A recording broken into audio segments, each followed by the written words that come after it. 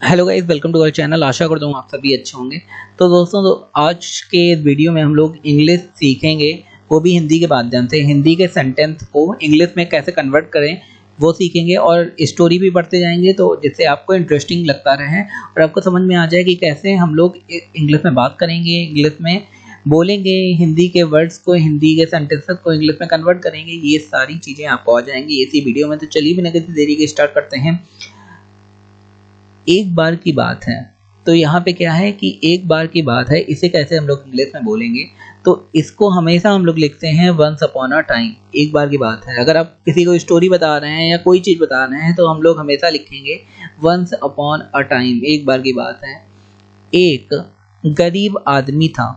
कौन था? एक गरीब आदमी था। तो इसे आप इंग्लिश में कैसे लिखेंगे? इसे लिखेंगे हम लोग there was a poor man. एक गरीब आदमी हुआ करता था या एक गरीब आदमी था, अगर कुछ भी आ जाए तो उसे उसी तरीके से लिखेंगे there was a poor man. अगर एक अमीर आदमी था तो there was a rich man. ठीक है। अगर एक दुबला आदमी था there was a sick man या थिन मैन। अगर बीमार आदमी था तो सिक मैन, अगर दुबला आदमी था तो थिक मैन, अगर मोटा आदमी था तो फैट मैन। आपको मैं बता रहा हूँ अलग अलग तरीके से कि एक ही सेंटेंस से आप कई सारे तरीकों से बोल सकते हैं, जैसे भी कंडीशन हो। आगे क्या है सेंटेंस? जो एक बाजार में जा रहा था। तो यहाँ पे क्या है? यहाँ पे है रहा था, रही थी, रहे थे। तो रहा था, रही थी, रहे थे, ये पास्ट कॉन्टिन्यूअस टेंस में होता है। और पास्ट कॉन्टिन्यूअस में टेंस में क्या होता है? सब्जेक्ट होता है, वर्ब की फर्स्ट फॉर्म के साथ आईएनजी लगता है और वॉज और वर लगता है। तो जो एक बाजार में जा रहा था, मैंने कहा था कि जो अगर आ जाए और वो सेंटेंस के बीच में आ जाए, जैसा कि ये सेंटेंस के बीच में आया है या वाक्य के बीच में आ जाए, तो जो की जगह हु लगाते हैं। जो के लिए क्या लगाते हैं हम लोग इंग्लिश में? हु। जो एक बाजार जा रहा था, हु वॉज। इंटेरोगेटिव सेंटेंस ऐसा बन रहा है, हु वॉज जो था, वॉज माने था, क्योंकि मैंने बताया पास्ट कंटिन्यूअस टेंस है। गोइंग वर्ब की फर्स्ट फॉर्म के साथ आईएनजी। जा रहा था ना, जा रहा था के लिए हम लोग लगाएंगे गोइंग। कहाँ जा रहा था? To a market. Who was going to a market. तो ये सिंपल सी बात है, ये पूरा आपको समझ में आ गया होगा। अब एक बार की बात है, मतलब वंस अपॉन अ टाइम, एक गरीब आदमी था, there was a poor man, जो एक बाजार में जा रहा था, who was going to a market. तो जाहिर सी बात है, स्टोरी है, स्टोरी पुराने में होती है, तो वहाँ पे वॉज या वर ही लगाएंगे रहा था, रही थी में। अगर है या जाता है ऐसा है तो वहाँ पे क्या लगाएंगे? हु। हम लोग क्या करेंगे? हु। जैसे हम लोग ये भी कह सकते हैं who was going to a market, तो who went to a market, कि वो बाजार गया। ऐसी भी कंडीशन बन सकती है, इस तरीके से भी लिख सकते हैं। पास्ट में है तो ऐसा नहीं कि आपको कॉन्टिन्यूअस ही लगाना पड़ेगा। कॉन्टिन्यूअस इसलिए मैं लगा रहा हूँ क्योंकि यहाँ पे रहा था, रही था लगा हुआ है, नहीं तो मैं who went to a market भी लगा सकता हूँ।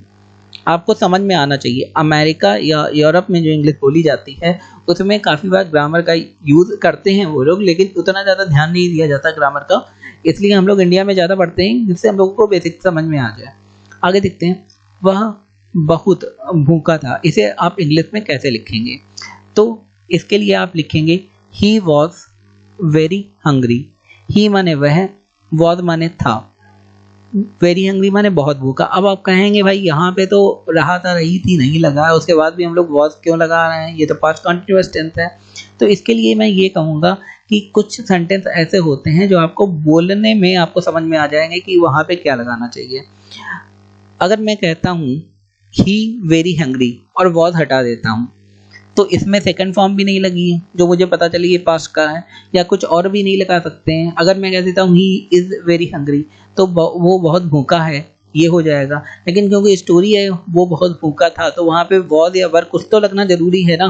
तो आपको ये इंग्लिश बोलते बोलते, पढ़ते पढ़ते समझ में आ जाएगा कि कहाँ पे क्या लगाना है। तो ही वॉज वेरी हंग्री। और के लिए हम लोग, आप सभी को पता होगा, एंड लगाते हैं, एंड लगा दिया।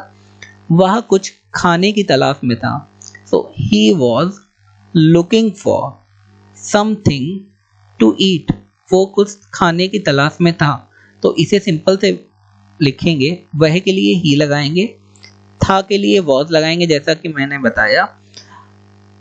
कुछ खाने की तलाश में, जब किसी की आप तलाश में होते हैं तो उसको इंग्लिश में कहते हैं लुकिंग फॉर। लुकिंग फॉर, कुछ खाने की तलाश में, कुछ भी मिल जाए, मतलब समथिंग, कुछ माने होता है समथिंग, खाने के लिए, टू ईट। वो कुछ खाने के लिए ढूंढ रहा था, इसे ऐसे भी बोल सकते हैं। तो he was looking for something to eat. जैसे आपका पेन खो गया तो आप कहेंगे I am looking for my pen, या आप कह सकते हैं I am looking for my lost pen. Lost pen माने, लॉस्ट माने होता है खो जाना, ठीक है। इससे आपको समझ में आएगा कि जब आप डेली बेसिस में इंग्लिश बोलेंगे तो आप कैसे बोलेंगे। अचानक, अचानक के लिए क्या इंग्लिश होती है? सडनली, ये आपको पता ही होगा। वह के लिए ही एक पुराने लैंप पर ठोकर खाया, मतलब एक पुराना लैंप उसके पैर में लगा। सो ही ट्रिप्ड, ट्रिप्ड माने ठोकर खाना, ये आपके लिए नया वर्ड हो सकता है। तो he tripped over an old lamp, यहाँ पे ओवर लगा है ना कि ऑन लगा है। तो आपको यहाँ पे समझना है ओवर लगाएंगे कि ऑन लगाएंगे। ऑन हम लोग नहीं लगाएंगे। ऑन कब लगाते हैं? जब कोई चीज किसी चीज के ऊपर रखी होती है, जैसे ऑन द टेबल। जैसे कोई चीज टेबल के ऊपर रखी है तो हम लोग यही कहते हैं ऑन द टेबल, तो या ऑन द बेड। तो यहाँ पे जब हम लोग लैम्प की बात कर रहे हैं तो लैम्प के ऊपर कोई चीज रखी तो नहीं जा सकती ना, तो ओवर एन ओल्ड लैम्प, तो यहाँ पे हम लोग ओवर लगाएंगे। He tripped over an old lamp, वह एक पुराने लैम्प पर ठोकर खाया। आगे देखते हैं, वह लैम्प को उठाया, मतलब उसने लैम्प को उठाया। तो यहाँ पे लिखेंगे ही, मतलब वह, पिक्ड, पिक्ड माने उठाना, अप, पिक्ड अप पूरा बोलते हैं हम लोग। जैसे हैंग अप होता है वैसे ही पिक्ड अप होता है। किसी भी चीज के लिए हम लोग पिक्ड अप या अप जरूर लगाते हैं। जैसे गेट अप, उठने के लिए हम लोग क्या लगाते हैं? गेट माने उठना होता है लेकिन फिर भी अप लगाते हैं, तो गेट अप या picked up. He picked up the lamp, मतलब उसने लैम्प उठाया। और के लिए एंड लगाएंगे। उसे पोंछने लगा, पोंछने के लिए क्या होता है? वाइप। वाइपर जो हम लोग यूज करते हैं उसका मीनिंग ही यही होता है कि हम लोग पोंछ रहे हैं। स्टार्टेड टू वाइप इट, वो उसे पोंछने लगा। स्टार्टेड, क्योंकि ये स्टोरी है तो हमने ईडी लगाया, सेकंड फॉर्म लगाया। Started to wipe it, wipe it माने पोंछने लगा। आगे देखते हैं, जैसे ही उसने लैंप पोंछा, एज सून एज, जैसे ही के लिए लगाते हैं हम लोग as soon as. He wiped, उसने पोंछा द लैम्प, द लैम्प। तो इस तरीके से हम लोग सेंटेंस लिख सकते हैं, as soon as he wiped the lamp, जैसे ही उसने लैम्प पोंछा उसमें से एक जिन निकला। अ जेनी, जो हम लोग इंग्लिश में जिन को जेनी कहेंगे, केम आउट, केम आउट माने निकला बाहर। कम की केम सेकंड फॉर्म है, केम आउट ऑफ इट, मतलब उसके अंदर से। ऑफ इट, अगर किसी के अंदर से कोई चीज निकलती है तो हम लोग बोलेंगे of it, came out of it, ठीक है। फ्रॉम नहीं लगाएंगे, ये ध्यान रखना, यही ग्रामर होती है। आपको पता होना चाहिए कब क्या लगाना है, तो फ्रॉम नहीं लगाएंगे, यहाँ पे ऑफ लगाएंगे। आगे क्या है, मैं तुम्हें 3 इच्छाएं दे सकता हूँ, जिन ने कहा। तो यहाँ पे जिन ने कहा ये लास्ट में आया है, लेकिन क्योंकि हम लोगों ने डायरेक्ट पढ़े हैं और उसमें पता है हम लोगों को कि जब कोई बोलता है तो इंग्लिश में उसे पहले लिखते हैं। तो जेनी सैड, उसके बाद comma, apostrophe, comma, direct indirect आपको ध्यान आ गए होंगे। जेनी सैड मतलब जैन ने कहा, सैड माने कहा, मैं तुम्हें 3 इच्छाएं दे सकता हूँ। आई कैन मतलब मैं सकता हूँ, ग्रांट यू, अगर किसी को कोई चीज प्रदान करनी है, कोई मतलब किसी ने आपसे कोई आज्ञा मांगी, आप स्कूल में पढ़ा रहे हैं, किसी ने, बच्चे ने आपसे कोई आज्ञा मांगी तो आप उसे ग्रांट कर सकते हैं। या कोई कहीं पे प्रवेश चाहता है तो आप उसके लिए भी ग्रांट का यूज कर सकते हैं, मतलब प्रदान करना। आई कैन ग्रांट यू, मैं तुम्हें प्रदान कर सकता हूँ 3 विशेस, 3 इच्छाएं। तो आगे क्या हुआ, लेकिन, लेकिन माने बट, बट के लिए लेकिन। तुम ध्यान से सोचो, बी केयरफुल, तुम ध्यान से सोचो, बी केयरफुल मतलब बी केयरफुल माने ध्यान से, बी केयरफुल माने ही होता है बहुत ध्यान से। वॉट यू विश फॉर, किस चीज, जिस चीज के लिए भी तुम सोच रहे हो, विश कर रहे हो, वो चीज बड़ी ध्यान से सोच लो। क्यों ध्यान से सोच लो? बिकॉज, क्योंकि, क्योंकि के लिए बिकॉज लगाएंगे। तुम जो भी इच्छा करोगे whatever, जो भी के लिए हम लोग क्या लगाएंगे, whatever you wish for मतलब जो भी इच्छा करोगे, will come true, वह पूरी हो जाएगी, will come true। तो ये काफी इंटरेस्टिंग और काफी इंपॉर्टेंट पैरा है पूरी स्टोरी में, तभी मैं इसे एक बार दोबारा आपको बता रहा हूं। बट माने लेकिन ये आपको समझ में आ गया होगा। उसके बाद तुम ध्यान से सोचो, be careful what you wish for. तुम ध्यान से सोचो, तुम ध्यान से क्या सोचो, जो भी विश है आपकी उसके बारे में ध्यान से सोच लो। बी केयरफुल मतलब बहुत ध्यान रहे। जैसे आप कहीं जा रहे हैं तो हम लोग कह देते हैं be careful whatever you are going, wherever you are going. तो जहां भी तुम जा रहे हो बहुत ध्यान रखना। तो be careful what you wish for, जिस चीज के लिए भी तुम सोच रहे हो, जिस चीज का भी तुम विश कर रहे हो। विश फॉर माने के लिए, तो विश के बाद फॉर लगाया। बिकॉज माने क्योंकि। वॉट एवर माने होता है जो भी। यू विश तुम विश करोगे। For will come true.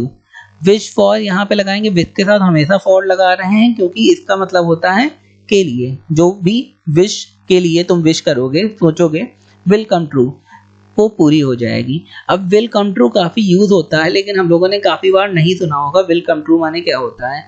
Will को आप हटा दीजिए, कम ट्रू आप समझिए। कम ट्रू माने होता है वो चीज हो जाना।